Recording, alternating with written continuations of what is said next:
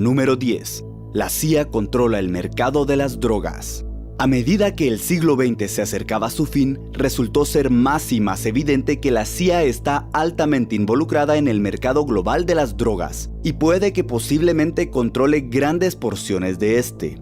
En 1989, el reporte del Comité Kerry reveló la complicidad de la CIA en el caso Irán-Contra.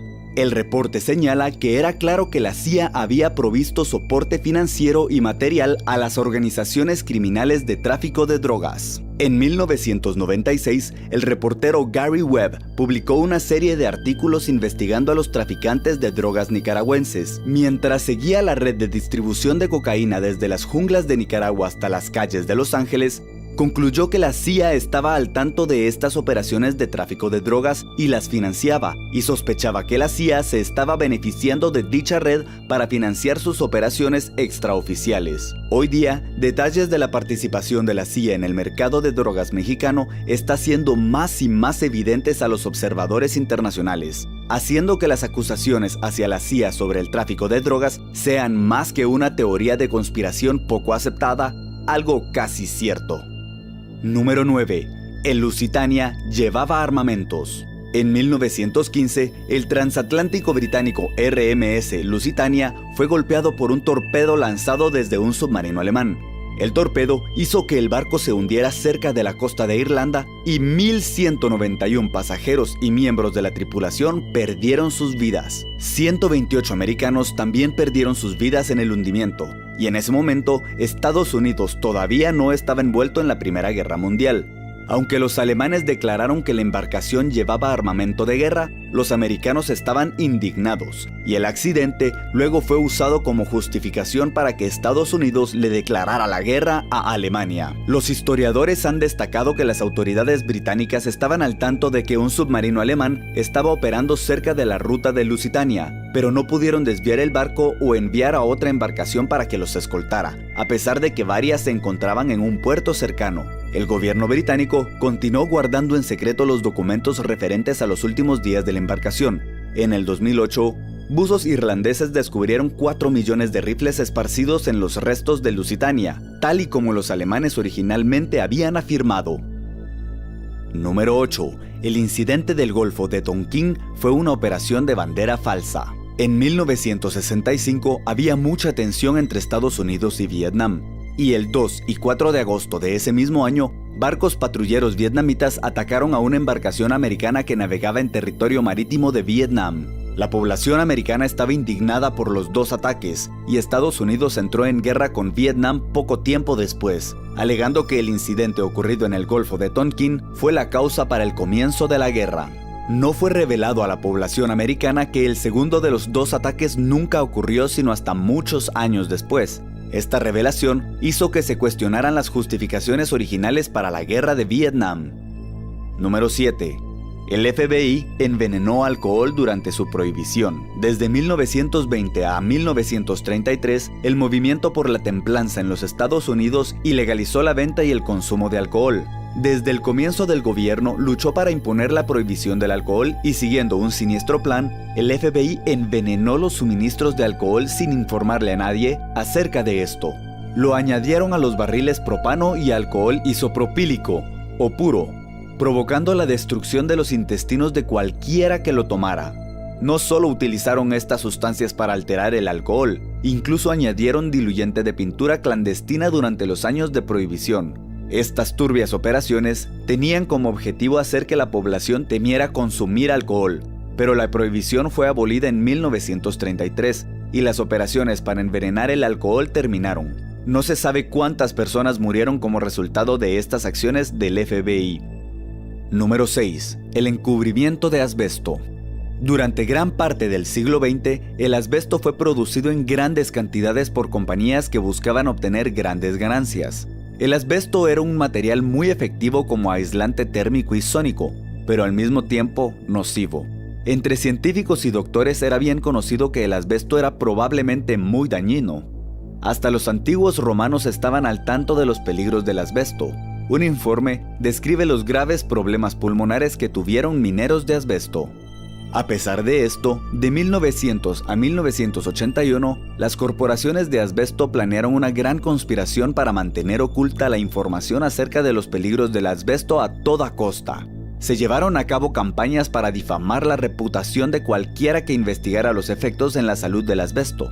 Las demandas que comenzaron en 1929 en contra de las compañías fabricantes de asbesto no cesaron hasta que las culpables finalmente cayeron en bancarrota. Ninguno de los productores de asbesto han admitido haber hecho algo malo. Actualmente, el asbesto está prohibido en la mayor parte del mundo. Número 5. Operación Ruiseñor. Desde la década de los años 50 hasta la década de los años 70, a través de la Operación Ruiseñor, la CIA empezó a controlar activamente los medios de comunicación civiles en los Estados Unidos, usando el soborno y la coacción para controlar la opinión pública. Gran número de periodistas de medios de comunicación incluidos The Washington Post, Time Magazine, CBS y The New York Times fueron sobornados para difundir propaganda. En la cumbre de la operación, incluso la Organización Nacional Estudiantil fue secretamente controlada por la CIA para unificar las opiniones de los estudiantes en los Estados Unidos. La operación fue eventualmente descubierta en 1975 y fue terminada oficialmente. Número 4. Operación Northwoods. En 1962, generales de cada sucursal del ejército norteamericano aprobaron un plan para llevar a cabo ataques encubiertos teniendo como objetivos ciudadanos de los Estados Unidos. El plan requería plantar bombas en ciudades con gran cantidad de peatones, secuestrar aviones, masacrar civiles con hombres armados pretendiendo ser terroristas cubanos e incluso atacar embarcaciones en los puertos americanos con explosivos napalm mientras la tripulación estaba todavía a bordo. En todos estos potenciales ataques encubiertos se plantó evidencia para culpar a Cuba y Fidel Castro. El reporte incluso alardeó diciendo que las listas de víctimas en los periódicos norteamericanos causaría una provechosa ola de indignación nacional. Afortunadamente, la operación Northwoods nunca se llevó a cabo, porque cuando el presidente Kennedy se dio cuenta del plan, llamó a una reunión de la Junta de Jefes de Estado Mayor y amenazó entre profanar y llevar a la corte militar a las partes involucradas en el asunto. Número 3. Operación Programa de Contrainteligencia. Durante el movimiento de derechos civiles, muchos en la comunidad de inteligencia de los Estados Unidos temían que los problemas raciales pudieran desestabilizar el país. A través de la operación Programa de Contrainteligencia, el FBI buscó atentar contra los activistas de los derechos civiles. Bajo este programa, los grupos de derechos de los negros fueron clasificados como grupos de odio que amenazaban la seguridad nacional, y el FBI buscó sabotearlos y acabarlos. La operación implicó intervenir ilegalmente llamadas telefónicas, arrestos aleatorios y el encarcelamiento de activistas de los derechos civiles. Quizás el acto más atroz realizado por el programa de contrainteligencia del FBI fue ocultar micrófonos en las habitaciones de Martin Luther King para intentar romper su matrimonio. Luego de que el FBI concluyera su campaña de un mes de vigilancia y recopilación de información, le envió una carta al Dr. Martin Luther King Jr. exigiéndole que se suicidara en un plazo de 34 días. Número 2. El experimento de sífilis de Tuskegee. En 1972, el Servicio de Salud Pública de Estados Unidos realizó un experimento en 399 hombres negros en las últimas etapas de sífilis. La verdadera naturaleza del experimento se ocultó de los sujetos para asegurar su cooperación. Estos hombres eran en su mayoría aparceros analfabetas de uno de los condados más pobres de Alabama, y nunca se les dijo cuál era la enfermedad que tenían. En vez de eso, se les informó que estaban siendo tratados por mala sangre, y los médicos del gobierno no tenían intención alguna de curarlos de la sífilis. El verdadero propósito del experimento era obtener información de las autopsias de los hombres infectados con sífilis. Entonces, deliberadamente fueron dejados sufriendo los estragos de la sífilis, lo cual puede incluir tumores, enfermedades del corazón, parálisis, ceguera, locura y muerte. Uno de los doctores que participó en el macabro experimento explicó: "No tenemos más interés en estos pacientes hasta que ellos mueran".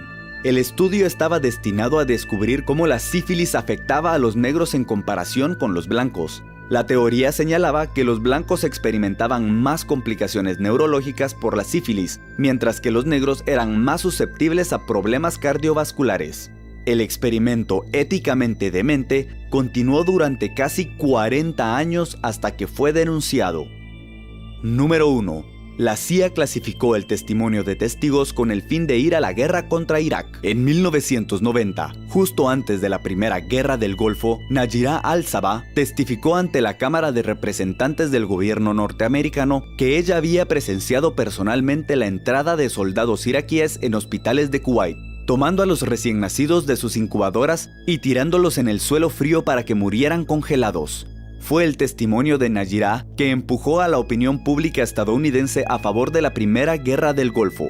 La CIA le había pagado para que mintiera, e incluso pagó para que ella asistiera a clases de actuación para parecer más convincente. Fue más tarde que se reveló que la CIA fue responsable de organizar los fondos y anuncios para difundir el testimonio de Nayirah. Para lograr esto, la CIA reclutó la ayuda de Hill & Knowlton, una corporación global de relaciones públicas. 2 años más tarde, John MacArthur del New York Times descubrió que Nayirah era la hija del embajador de Kuwait en los Estados Unidos y que su historia había sido completamente fabricada. Los iraquíes sí invadieron Kuwait ilegalmente, pero sus soldados nunca lanzaron a los bebés de las incubadoras. Gracias por ver este video. Recuerde que debe suscribirse si usted no lo ha hecho. Hasta la próxima.